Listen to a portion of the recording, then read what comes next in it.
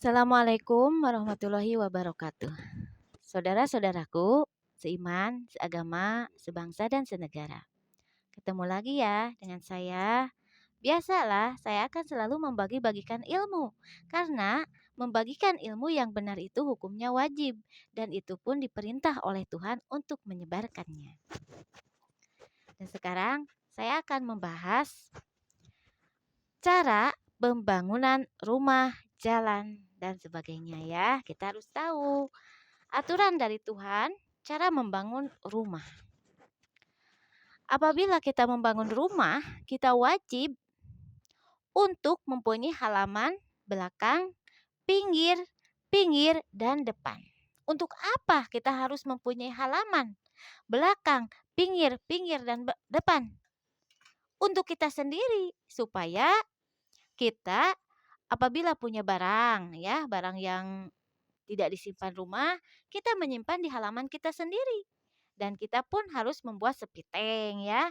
Kalau membuat sepiteng kan harus di belakang rumah dan adanya harus halaman di belakang rumah apabila kita ingin membangun sepiteng. Adanya halaman pinggir kanan, pinggir kiri apabila kita mempunyai barang-barang yang harus tidak harus dimasukkan ke rumahnya, disimpan di halaman kita. Dan adanya halaman depan untuk kita bersantai. Bersantai kan ada halaman. Jadi itu fungsinya untuk kita sendiri. Itu cara membangun dari Tuhan. Kita harus tahu ya. Jadi kalau kita punya umpamanya tanah 5 tumbak ya. Kita bangun 4 tumbak untuk rumah, 1 tumbak untuk halaman. Jadi 1 tumbak itu bagian halaman belakang, pinggir, pinggir, dan depan. Jadi 1 tumbak itu pakai halaman 4 madhab. Supaya kita mempunyai halaman. Halaman belakang ada, halaman pinggir ada, pinggir ini ada, dan halaman depan pun ada. Itu cara membangun rumah. Jadi kalau umpamanya kita punya tanah 5 tumbak, kita bangun semuanya menjadi rumah semuanya dibangun. Itu tidak boleh kalau dalam aturan Tuhan. Jangan dihabiskan. Kita harus mempunyai halaman belakang, pinggir, pinggir, dan depan. Untuk kita sendiri, bukan untuk orang lain. Jadi apabila kita menghabiskan tanah kita dibangun semuanya, kita kan nanti membutuhkan barang untuk disimpan di halaman. Kalau kita tidak punya halaman, disimpan di mana? Pasti di halaman orang lain kan itu tidak baik untuk menyimpan di halaman orang lain. Makanya kita harus mempunyai halaman belakang, pinggir, pinggir, dan depan. Dan apabila kita pasti semua orang membutuhkan jalan kan? Semua orang membutuhkan jalan untuk jalan kaki, jalan motor ya, sampai ke gang pun kan harus ada jalan ya untuk kendaraan, untuk kaki. Nah, di setiap yang punya tanah harus memberikan sebagian untuk jalan. Umpamanya dari rumah yang sini memberikan sebagian untuk jalan, pinggir rumah sini memberikan sebagian tanahnya untuk jalan dan itu namanya sudah menjadi wakaf atau sudah tidak bisa diakui oleh yang memberi karena sudah diberikan kepada hak jalan ya. Jadi seharusnya semua orang yang mempunyai rumah masing-masing memberikan tanah sebagian untuk jalan. Dan seharusnya jalan walaupun jalan gang sampai ke ujung jalan gang ke manapun gang harusnya 1 meter. Jalan itu ya, seharusnya jalan gang itu 1 meter. Jadi, jangan kurang dari 1 meter atau lebih. Kalau lebih ya lebih bagus, tapi rata-rata harus 1 meter. Jadi sebagian rumah itu harus memberikan haknya, tanahnya untuk jalan. Supaya untuk kita sendiri kan jalan itu sebutnya jariah atau wakaf. Sedekah jariah ya. Nah, dan juga dari sebagian rumah semua, dari rumah yang di dalam sampai ke pinggir jalan harus memberikan sebagian tanahnya untuk aliran air. Untuk aliran air hujan, aliran air kolomeran dari setiap rumah kan ada kolomeran. Nah, semuanya harus memberikan tanahnya sedikit untuk air, yaitu umpamanya aliran air itu 30 senti. Dari setiap rumah pinggir ini 15 senti, pinggir ini 15 senti untuk aliran air dan sama sampai ke ujung rumah di dalam Di dalam gang semuanya memberikan untuk aliran air, untuk aliran untuk semuanya, bukan untuk sendiri ya. Kita, membuang air kolomeran atau datang air hujan semua ada tempatnya untuk air. Jadi semua ditampung dalam, jalan air ya, bukan jalan untuk manusia ya, jalan untuk manusia beda, ini untuk air beda ya, untuk air dan berasanya ke selokan yang besar. Dan dari selokan yang besar berasnya ke sungai, dari sungai berasnya yaitu ke, muara, dari muara berasnya ke laut. Jadi harus ada tempat untuk air dari setiap rumah. Supaya supaya apa? Nanti kita harus tahu. Supaya apabila datang hujan besar, ya, sudah ada penampungan air. Jadi air itu tidak akan, menjadi bencana kepada manusia apabila kita pernahkan ya. Jadi di setiap rumah harus memberikan, jalan untuk air ya, untuk air kolomeran ataupun datangnya air hujan yang besar.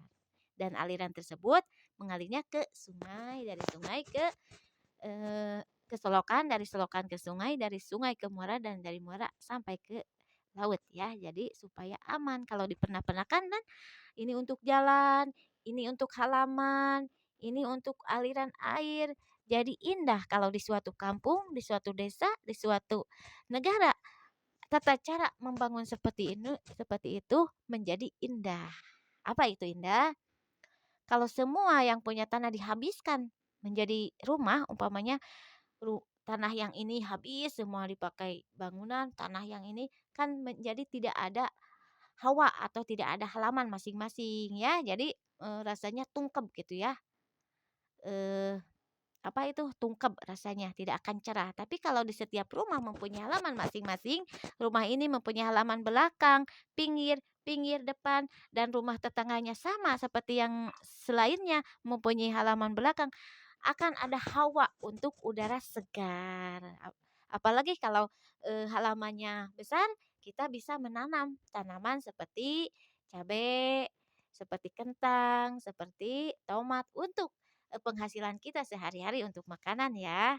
Jadi indah kan kalau dari aturan Tuhan cara membangun jalan, cara membangun, selokan dari setiap rumah untuk aliran air kolomeran ya, aliran air hujan yang datang air hujan untuk halaman masing-masing, apalagi ditanami seperti cabai, tomat di setiap halaman kan menjadi penghijauan, jadi indah. Jadi di setiap rumah itu akan menjadi indah, segar, nyaman, dan ada luas halaman untuk udara kita menghirup, tidak akan sumpek gitu ya. Kalau aturan dari Tuhan cara membangun kita pakai. Dan kita harus tahu ya tentang jalan. Dari semua yang punya rumah pasti memberikan tanahnya sebagian untuk jalan ya, masing-masing. Jalan gang sampai ke ujung pun kan ada jalan ya, sudah memberikan masing-masing. Nah, itu disebutnya wakaf. Jadi sudah tidak ada hak pribadi. Sudah tidak ada ini jalan tanah saya yang saya berikan, tidak ada. Itu tetap kalau sudah diberikan untuk jalan, itu namanya hak jalan atau tanah jalan. Dan sekarang apabila ada orang ya, dulunya itu jalan, dari dulu itu sudah menjadi jalan yang sudah diwakafkan oleh leluhurnya. Dan kata orang tersebut, "Ini tanah leluhur saya." Dan akhirnya dia mengambil tanah jalan yang sudah ada dari dahulu, dipakai oleh dia dijadikan rumah. Contohnya, diambil dari setengahnya jalan, contohnya jalan itu 1 meter. Dari dulu sudah ada 1 meter dari leluhurnya dan dia mengatakan ini tanah leluhur saya dan diambil oleh dia 1/2 meter dijadikan rumah dibangun ya ditambahi untuk menjadi rumah, maka orang yang mengambil tanah jalan tersebut bagiannya neraka. Karena apa? Karena sudah mengambil tanah jalan yang sudah diwakafkan oleh leluhurnya. Itu bagiannya neraka loh. Maka berhati-hatilah kalau kita mengambil tanah jalan yang sudah ada jalan dari dulu, itu sudah menjadi tanah jalan, bukan tanah milik perorangan ya. Kita harus tahu dan apabila ada orang yang mengambilnya karena itu katanya tanah leluhurnya lalu dibangun olehnya menjadi rumah, maka tempat orang tersebut neraka. Dan neraka adanya di mana? Ah, saya mengambil tanah jalan tapi saya sehat, tapi saya malah banyak rezeki katanya ya. Mana ajab Tuhan katanya mengambil jalan itu akan diajab, tapi tidak, saya malah sehat, malah senang, bahagia, itu ya. Banyak ya orang seperti itu.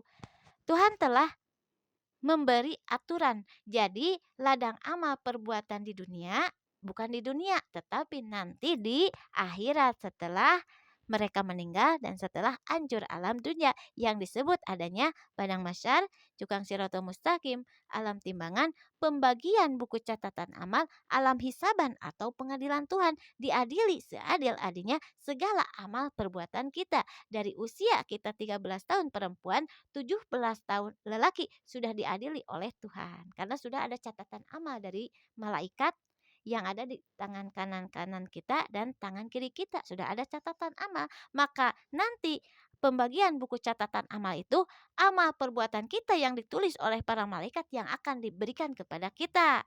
Dan nanti kita dan akan dihisab di yaumil hisab, yaitu pengadilan Tuhan. Di sanalah ladang amal perbuatan kita. Jadi kalau banyak orang yang mengatakan, "Saya mengambil tanah jalan tapi saya sukses aja." Heh, banyak ya yang begitu, nanti di akhirat, bukan di alam dunia ya. Kita harus tahu, maka berhati-hatilah kalau mengambil tanah yang sudah menjadi jalan, karena itu sudah menjadi wakaf atau tanah semua orang. Tanah yang akan, berjalan ke sana itu namanya jalan ya. Kita harus tahu. Nah, itulah ya cara pembangunan kita, membangun rumah, membangun jalan, membangun tempat air untuk kolomeran dari setiap rumah atau dari turunnya hujan supaya apa? Supaya aman, tidak ada bencana banjir. Jadi harus dipernahkan kita sebagai manusia menjadi khalifah di alam dunia, yaitu pemimpin di alam dunia yang harus memimpin makhluk-makhluk yang lainnya seperti air, tanaman kan itu juga makhluk ya, yang diciptakan oleh Tuhan ya, yang harus kita pernahkan. Tanaman dipernahkan begini, air dipernahkan begini, api dipernahkan begini supaya selamat kita umat manusia. Tetapi kalau manusia sebagai khalifah tidak bisa mengarahkan makhluk-makhluk yang lainnya seperti eh, membawa harimau di rumah. Sedangkan harimau itu kan berbahaya. Contoh ya banyak ya yang mengurus harimau di rumah. Ah, katanya dia sudah jinak, dia saya urus dari kecil tidak akan menjadi apa-apa. Iya, kepada yang mengurus dia tidak apa-apa, tetapi itu namanya juga hewan ya, yang buas, yang suka memangsa daging, daging apapun termasuk daging manusia ya.